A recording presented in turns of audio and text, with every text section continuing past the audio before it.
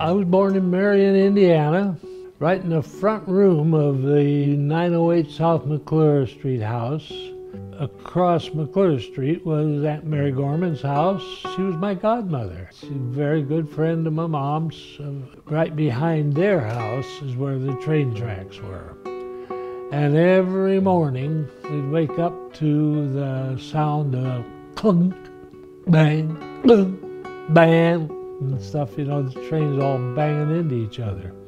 Number one, if hobos came to the back door because the train tracks were just a block away, and they were the ones that jumped aboard the train. And they would come over to our back door, knock on the door, and they were sure to get something to eat. And they passed the word on to each other, I'm sure, because they were there almost daily. Mother was a good manager. Yeah, right. I mean, you know, whatever money she had, she always seemed to. She could make it spread because we didn't have anything like luxury or anything. Of course, so many people helped each other back in the 30s. Yeah, that's right. They all had little pin money jobs.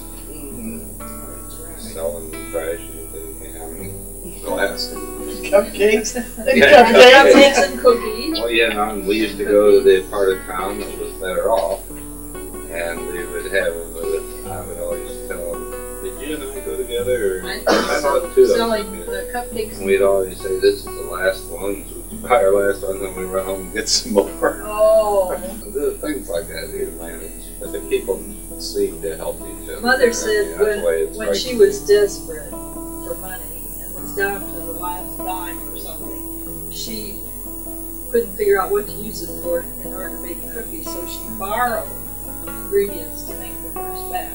Well, Somebody, of course, when the then, relief organization came in, we used to get it, we get some take our flour wagon down and get whatever flour and stuff, whatever sugar. and then we'd sell them, and then she'd use the profit from that to get more ingredients, and eventually she accumulated some cash. The backyard was the schoolyard and the parking lot for the church. Our backyard, all put together in one big piece. Handy for school, handy for church. It meant broken windows in the back of the house. Yeah, that's right. But it did mean great playground for us kids. We played a lot back there. We played baseball, football. Basketball, go outside, still there incidentally, at least in the same place. Yeah. And it was great because then we had a big playground and all the neighborhood kids came to the schoolyard to play with it. We had a lot of, we were able to have a lot of kids to play. And I always came in last. That's because they were all older than me, you know. It meant no back lawn. That's right. There wasn't too much grass Or to any cut. front lawn hardly either.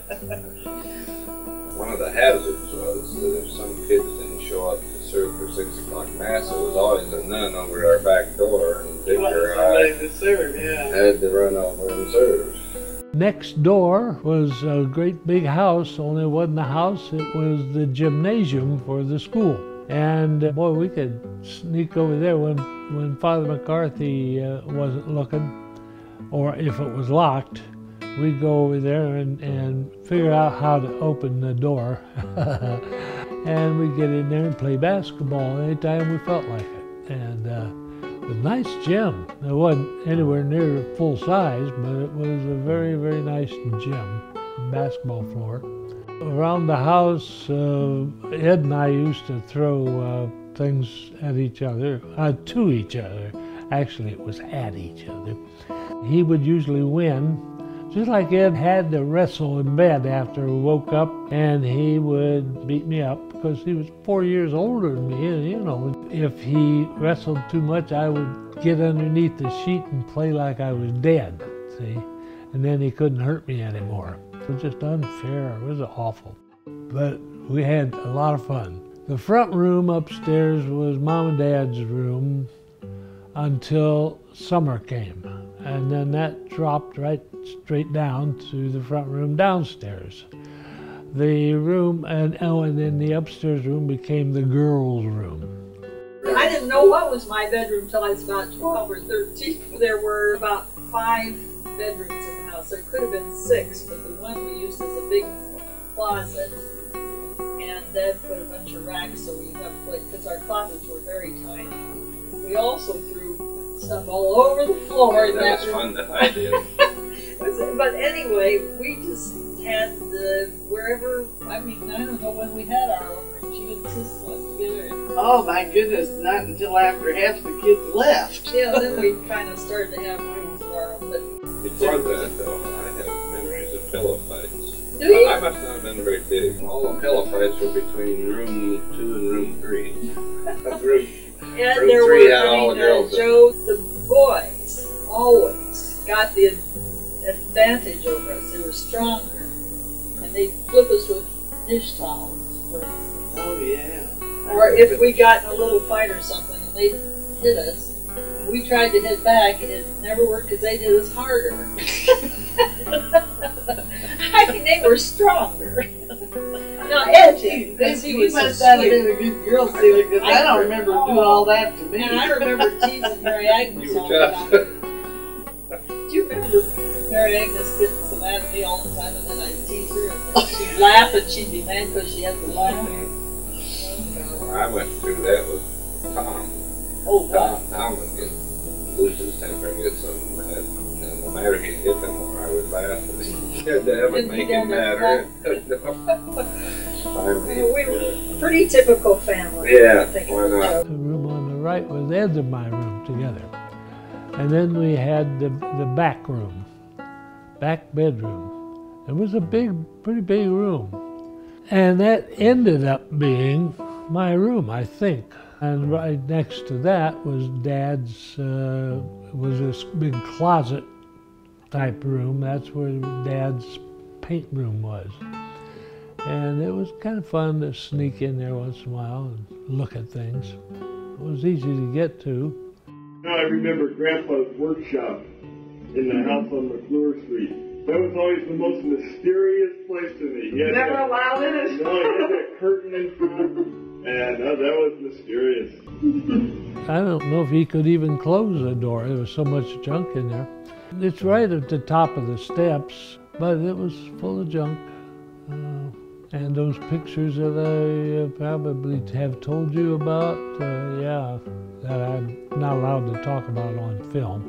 Much earlier, but before I knew anything about it, I found a picture in Dad's cabinet that had photographs, paintings, and this sort of thing. And in there was this picture of a nude lady, beautiful lady. I pulled it out and I says to my dad, whoa, wow. And he immediately took it away from him and hid it. Now, I don't know where he hid it because I never saw it after that. But he wasn't real happy with me.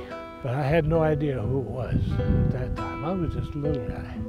Dad, I didn't know he had been married. I think we were pretty Over old 13 before we before I ever knew. knew anything about it, yeah.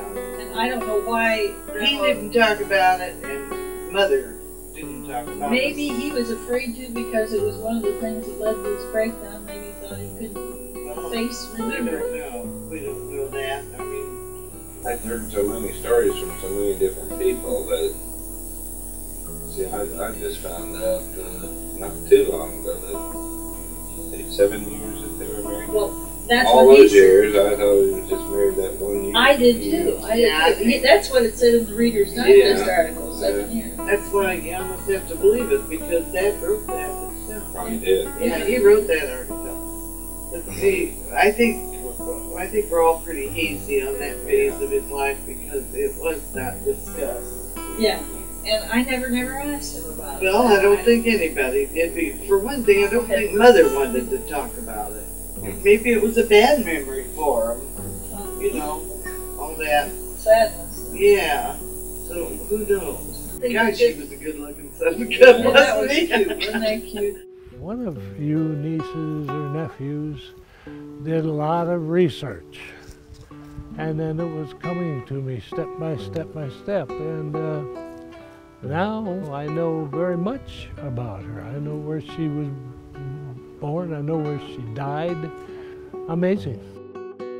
Memories of my dad is helping him paint pictures, posing for him for the child Jesus, the boy Jesus. I had a nightgown on, I remember that. I think I had to stand up on a chair and he took that picture, and I didn't know what he was doing. You know. And the rose on me in that picture wasn't there, of course. He painted the rose in. I didn't see the results of the picture until he showed me the painting. And I said, "Is that me? Is that what I look like?" You know, and I was the child Jesus. And that's why I got that funny ring around my head, the halo. And it's just like I was watching him when he painted the picture of the boy David, which was my brother Dick, playing a harp. Dick never touched a harp in his life. He used a shade roller for the harp, you know, so he could look like this. And I watched him paint that. So the thing behind him was actually a glider. It was an outdoor glider. Yeah. You remember we had that in the dining room? I watched him paint that. And how can you do that? That's not what it looks like. Helping him do a lot of stuff. I went to Kokomo where he worked in the hospital, and I helped him scrape and paint and whatever it took. He did such beautiful, beautiful work. My start was probably when I was probably 35, and I would have been 6 years old anyway. And they used to rent the scaffolding, and it had these double-headed nails, and scaffolded the whole church this first time. How he did it, I'll never know. The beautiful, beautiful paintings on the ceiling of St. Paul's Church in Marion. And the ceiling was way up there, and it was curved. And he built the scaffolding all by himself with rented wood. You ever hear of rented wood from a lumber yard? It was. And he would go to the top of this thing. I have a ladder on the side of the scaffold. He'd go all the way up to the top of that thing and lie on his back painting these beautiful paintings on the ceiling. So when they dismantled, after they were all done, they were dismantling sections and taking them out in the churchyard, and of course there were nails all over that place. So he told me he would give me a penny for each 100 nails I picked up. You know, I had a little pail. So that was, I had a whole lot of friends in the neighborhood, so I ran and got all the kids to get their buckets. I said, my dad will give you a penny for every 100 nails you pick up, which later on I got the devil part from Mom. And not just that, but it was that these kids couldn't count too well. They'd go up to Mom and say, "Well, I got 740 nails." There was probably only about 30 nails in their bucket. But anyway, that was my start with helping Dad, really. One of them was working on a church in Winchester, Indiana, that had these metal square ceilings. Individual squares, and each square was very ornate. And I got the job while Herman and Dad were doing the sanctuary. I got the job of painting these squares. And that had to be at least 35 years ago, and I still know there were exactly 964 squares. That was the type of job I had to be a flunky since I was a young But then I had some jobs that I did other type of work too that I really enjoyed. Dad was just a great guy and a great artist. He had a lot of patents. The silk stencil and the Vertex. He invented the stencil. I'm sure he invented it, and used Burfix to paint through the stencils for some of the linings of the paintings. And boy, he did a magnificent job. He almost made a living sometimes doing that for people. Not very often, but he did. He had a couple of other patents, didn't he? Yes, but they were practically stolen from him. I hate to tell it because he was no businessman. He was absolutely no businessman. And he went to a lawyer in Battle Creek. This lawyer told him he could sell it for him. He wanted to sell it on patent. Well, at that time, $1,000 was a lot of money, you know. He gave the lawyer permission to sell it for him. And the lawyer lied to him. He told him, he said, he could only get, I don't know what he got for it, but he would take his percentage out of it. And he gave Dad $2,000 for it. That much? $2,000. And he sold it for $35,000.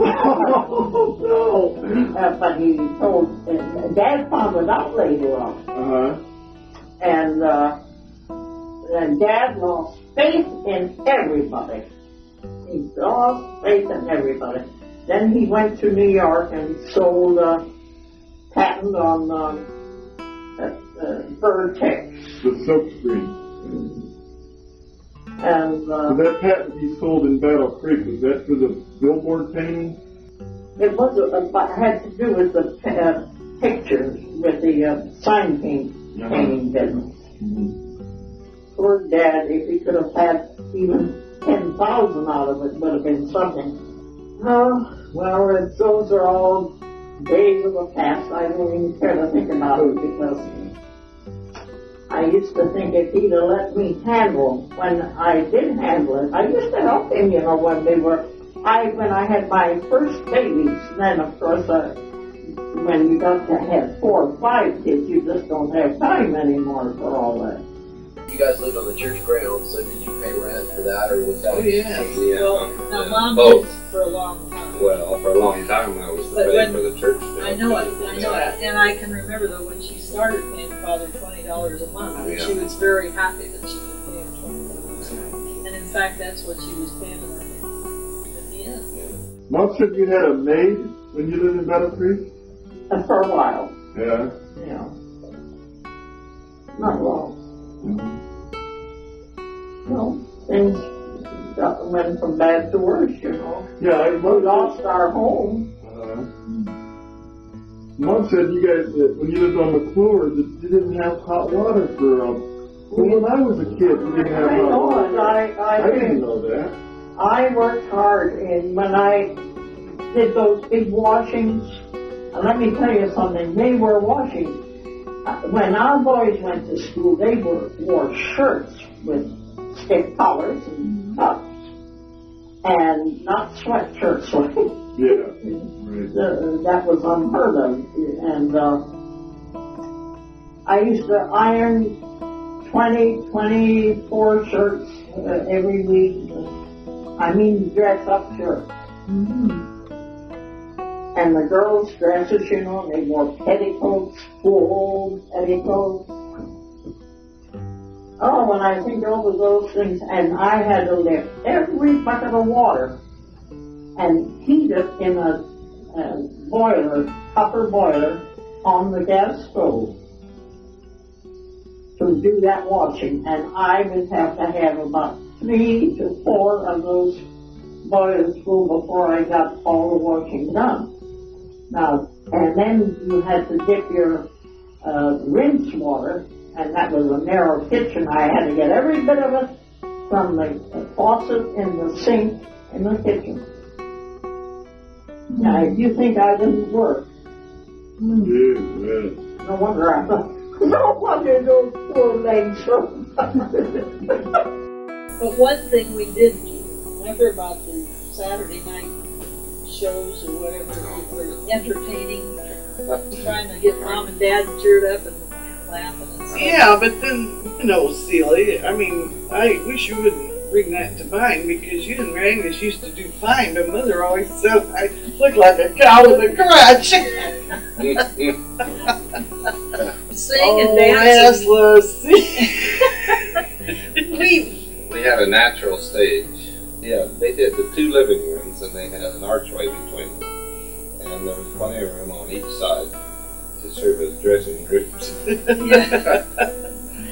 And so they would come out, well, all kinds of things. It was like a stage. Sometimes they'd come out from both sides onto the stage, and sometimes they'd just come out from the dining room, which was the other side. And sometimes it would just be 2 of you, and sometimes it would be all of us, and there was different ones, but I don't know, that was the Hamptons. It was usually Saturday night. Clean house and everything, and we were kind of tired. There was a fireplace, and the obstacle was unbelievable because the fireplace wasn't usable, and in front of the fireplace was the heating stove, a pretty good sized heating stove, and there was just space behind it. In front of the fireplace, Joe, was some set-in tile, sort of like ceramic tile type stuff, and we couldn't afford tap shoes. And if you had leather-soled shoes and you got on that tile, it made sort of noise like tapping.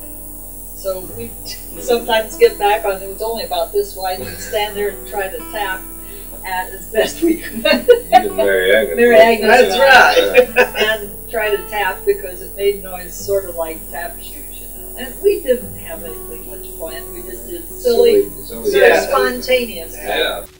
I am in Philadelphia. You are? Yeah. What are you doing here? Oh, just visiting. Who are you visiting? Grumman's and the Statue of Liberty and the Liberty Bell. And what'd you see?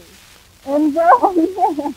Listen, just a minute, we're going to have things for you. In the little sunny town on a little quiet down where the green goes all around, and the rooks that war too badly torn that it crumbled to the ground. Just a little rough shack and still way back fast, 25 feet from the railroad track. When you got reminders all the time, you call me back from the window, shack, the biggest, fastest, highly philosophic. If I were king, wouldn't mean a thing, but the both sides always writing on the wall, and it wouldn't mean a thing, not a doggone thing. There's a king waiting there in a rocking chair, down off the top on a cake of beer, looking all around and talking on down, cause we gotta get back in the shadow town. That was beautiful, Tilly. No, it was too beautiful. I don't know, Herman would fiddle with the piano sometimes. Or plays clarinet. I can remember us making up some type things, but not very often. We used to sing opera. Oh, yeah. Oh, yes, we'd sing opera. But We made that up as we went along, too. Let me tell you, it was nothing that would get on stage or any place. It was just us letting off steam and trying to get Mom and Dad to giggle and laugh. Dad was just a great guy and a great artist. He was just happy to be around. The only problem he had was he liked to tip the wine bottle, and he would get a little. So he didn't get nasty or anything. He just mumble, or we didn't understand exactly what he was doing or why he was doing it. It got pretty bad for a while, and then I don't know. He got to the point where he had to quit. He wanted to quit, and Mom didn't like that he was drinking. So he quit drinking, except that he would once in a while go down to his, what he called his workroom, down in the basement.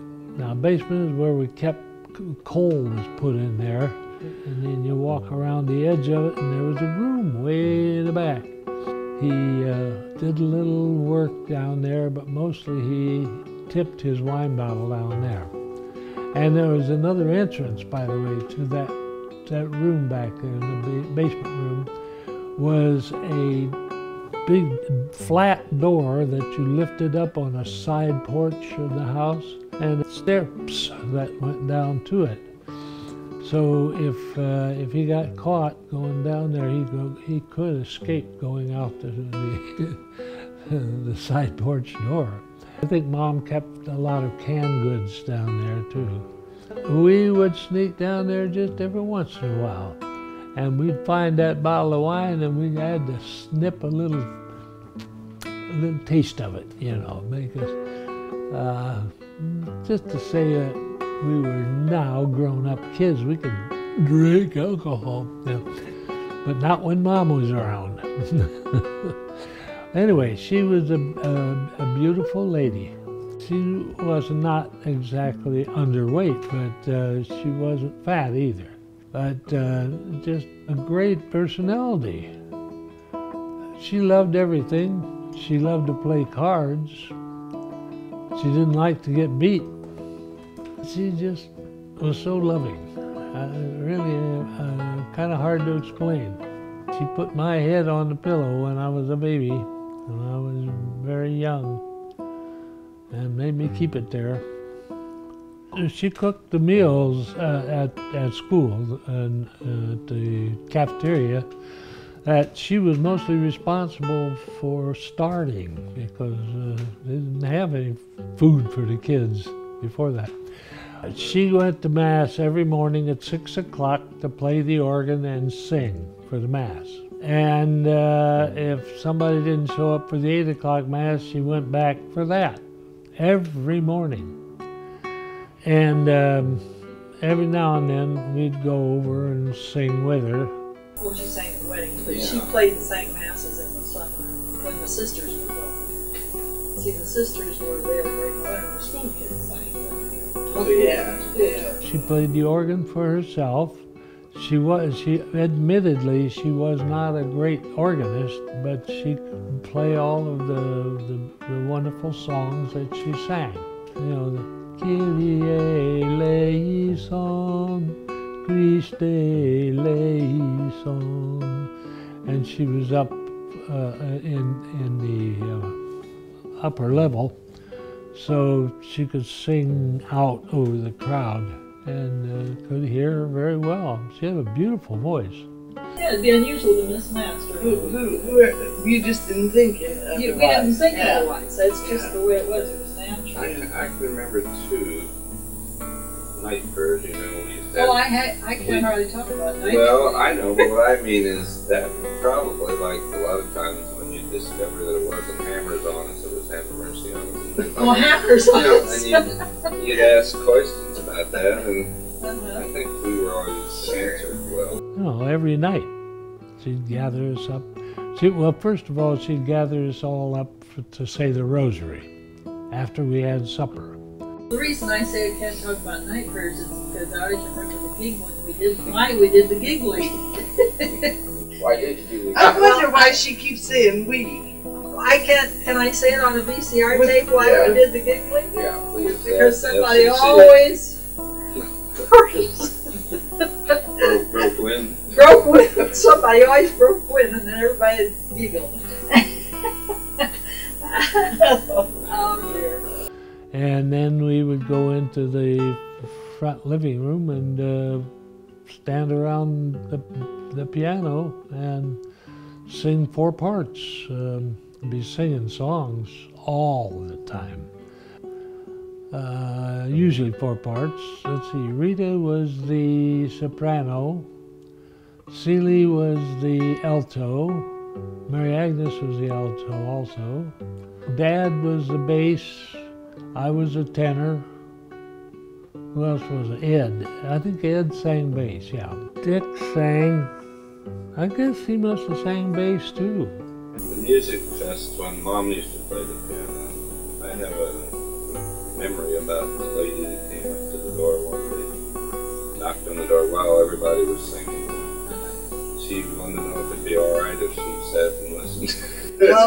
Yes, I remember that. I remember that. Actually, Mother was Mother of the Year. I think we were all real proud of that. That was first Mother of the Year. Also, when people would come to the house, Mother would always say, show them the paintings, you know, she would always show them the paintings, so we were always kind of proud about that. And like midnight mass, after midnight mass, we'd pray to clean up the house, and then Mother would have all kinds of good food and homemade fruitcake and stuff, and the house would be absolutely packed after midnight mass. I think it was because they could walk out of church right to our house that and they would be so crowded that, remember, they'd sit on the steps. There was a stairway up the dining room, then then a platform, then down into the living room. They'd sit on all those steps and have it ready. She did everything for everybody. She's a saint. I mean, she was a living saint and is a saint right now. It was a very, very happy house. Except when me and Ed got in an argument. I mean, a fight, not an argument. And Dick used to be a pretty good arguer too. He loved to argue, and he would come up with points that he had read about, you know, and so he wanted to show off that he read this stuff, and so he'd brag a little bit and argue with us about most anything. It was fun though. Mom sat at the right side of the table so she could get up and get the food and bring it around. And Dad, he sat right next to the bench where I sat at the head of the table, and Mom next to him, and then Mary Agnes, and we had to sit in order. And because I was the youngest, it went around clockwise, and Herman would be the first chair, and then Mary Agnes, and so on. We'd always have to say a prayer, the double prayer before we ate. Bless the Lord in these, I guess, which we are about to receive. My body through Christ the Lord, amen. Come, O Lord, be our guest, and share the gifts which thou hast blessed, amen. And it almost went that fast, too, because some of these guys were hungry. And they wanted to get it, and that food was laying right in front of them, you know, and they had to pray. They said, okay. Herman was, 12 years older than me. There was 4 years between each of the boys. In 1939, he joined the Army. How old was I when the war started? In 41, I was 7 years old. Somebody had to do some work around the house, so I passed papers, and I brought all the money home. And then I helped Mom at the school for the lunchroom at the school. And during the war, number one, the food was rationed, although good old Mr. Bowles owned a grocery store about a block and a half away from our house. And he knew that we didn't have a lot of money, so he managed to keep some of the food aside. Food was rationed. If we were allowed to buy 1 quart of milk, he would set aside a second quart. He was just a kind guy. And Mom was scared to death because she could see the war coming. And Herman was already in the Army Air Corps, and Dick was of the age. He was in the seminary at the time, and he came home, said, I'm going to war. And I remember my mom just almost screaming and crying so loud because she wanted him to be a priest and really wanted him to be a priest. And so he quits that and then goes to war where he could get killed. Boy, oh boy, it was suffering like you never saw. And I watched it. Dick was in the middle of some of the worst parts of the war. The Battle of the Bulge, which was a pretty horrible battle. He and my brother-in-law, Dutch Kelly, were in the same battle. When VE came, the bells all over town were ringing. People were screaming and outside, just being very happy. After VE Day, that was all of our family in it. And that was the important one for Mom. She was happy. We were all happy. Oh, that was a wonderful time, meeting him when he got off the bus. Oh, I enjoyed that. That was fun. Half the city of Marion was there because there were other guys getting off the bus too. You know, there wasn't room to do much of anything but scream and yell and have fun and celebrate. And boy, there was a lot of that. Herman was a neat guy.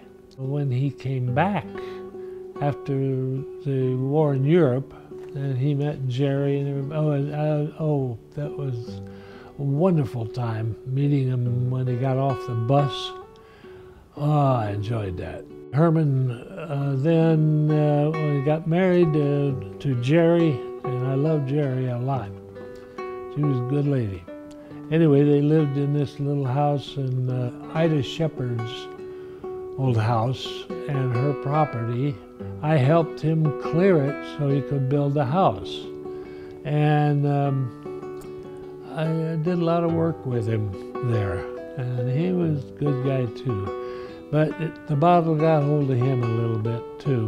But he overcame it later on, and overcame it very well. He did all of the things you have to do to overcome it, and he did it well. He's a good guy. Mary Ann is a beautiful girl.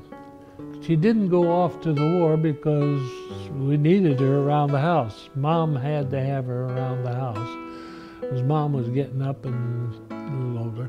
So she became a Rosie the River, and she went to work for the Anaconda Wire and Cable Company, and that wire and cable was used by the military during the war. She would go to work every morning at 7 o'clock, come home every afternoon at 3 o'clock. She was a very, very pretty woman, really was, girl, and I loved her. She treated me like a baby. They all treated me like a baby because I was the youngest one in the family. And I got kind of mad at that. I didn't want to be a baby, you know, but when she'd get home, we'd always have something good to eat. Mom would fix a good meal for her, and I got to share it. When she met Joe, that was neat. I liked old Joe. He and I did a lot of stuff together too. Joe McAfee. Joe was in the military too. Anyway, she was just real kind and wonderful. Rita was a beautiful lady, and she loved me when I was little. She just wanted to take care of me. And she went off to nurses training when I was real small. I was pretty small. I couldn't quite figure out what nurses training. She went to Fort Wayne, and I said, nurses training, what's that? You know? I think she became a very good nurse at Marion General Hospital, is where she worked after the war. I think she was barely a nurse when the war started, and so they dragged her to fort near Fort Wayne, or at least in the eastern part of the state, in a hospital there, and took care of wounded soldiers all the time. She was a wonderful lady. I'll never forget when she's very much older and was losing some of her memory, and she saw me in this place in the funeral home coming in. Tommy! And I hadn't seen her for several years, and she hardly knew anybody else, but she knew me because she loved me because I was a little boy, her little brother. Rita was a wonderful lady, and she was beautiful too. She really, she was pretty.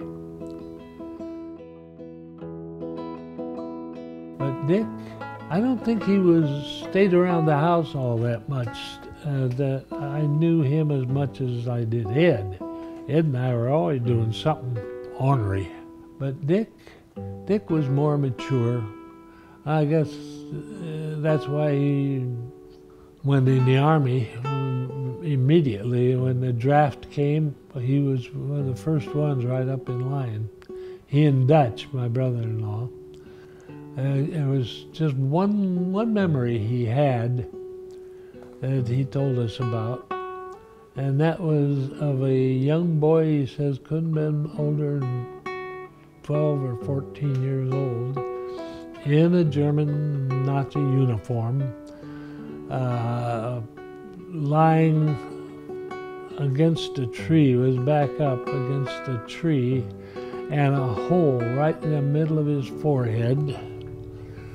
And he was just enough to hear him crying, "Mama, Mama." And Dick could never forget that. He didn't want to talk about any of the other things that happened in the war, because there were so many. I wouldn't talk about myself killing somebody either. Jeez. Anyway, Dick was a good guy. He married Mary Ann not too long after the war. He started a liquor store, it was interesting, in Newcastle, Indiana. And I liked that, because by that time I was drinking too much. And he had a wonderful family. We'd go there quite often to Newcastle, wasn't that very far from Marion, and just have a good time there. Cecilia, Celie. Never called her Cecilia. I don't know who would call her Cecilia. Her name's Celie. Everybody knows that. Celie was my boss. She not only took care of me, she made me do this and that and the other thing. She would rat on me every once in a while to Mom, you know, but I lived with it. Very lovable, though, in spite of that. I remember when she got sick one time, I didn't know why she was sick, but she was off to a hospital someplace.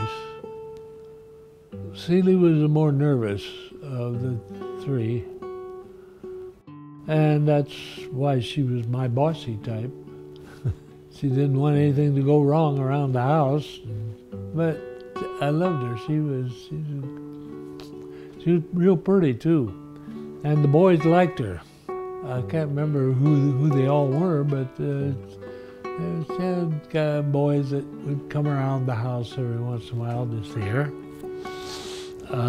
Dutch used to come around all the time to just come to the back door, but I think mainly because he wanted to see the girls in the family. He didn't know which one to pick, so he picked Rita. I loved that family. Besides beating up on me all the time for fun, well, he had paper out too. And he taught me how to fold the papers and throw them up on the porch and that. And if I didn't do it the right way, he gave me wet fur. And he kept me under control. We played basketball together. We were always breaking into the gym. Yeah, that's right. We played basketball together a lot. Do you remember the time we combed Mother's hair, put makeup on her, and Father McCarthy walked in? Father Schmidt. Father Schmidt, okay. He walked in and she was so embarrassed. She had her hair down long and a red ribbon in her hair. It was the lipstick, I think, that bothered her the most. Well, we didn't really dress her up, but she liked to have us comb her hair. She had long hair, you know, and but she rolled it up. yeah, but in the evening she'd be sitting there and she wanted somebody to brush her hair, and that always felt good to her. So one time we brushed her hair and fixed it up, put ribbons in it, and put rouge and lipstick on. She never wore makeup. And we put this on, and Father Schmidt walked in. The priest used to walk in sometimes. Yeah, they hardly ever knock. They just walked in the back door. Well, he came in the front, if you remember. Did he? We had the front closed off because it was cheaper to heat just It was black. We probably didn't hear him at the Yeah, he back probably door. knocked at the front door and walked in and opened the dining room door, and there we were. I can still see Yes, that. and she was so embarrassed.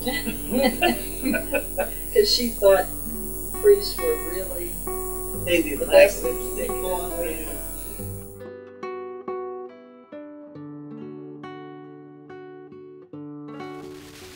In a little sunny town on a little playground where the green goes all around, and the roof that was too badly torn that it crumbled to the ground. Just a little bit. Shack that is built way back about 25 feet from the railroad track. Lingers on my mind most all the time. Keeps calling me back to my little old shack. I'd be just as sassy as Haile Selassie if I were king. Wouldn't mean a thing. Put my boots on tall, read the writing on the wall, and it wouldn't mean a thing, not a doggone thing. There's a queen waiting there in a rocking chair, just blowing her top on Gator's beer. Looking all around and I'm trucking on down, cause I'm glad to get back to my shack. That was beautiful, Kaylee. Now it's a super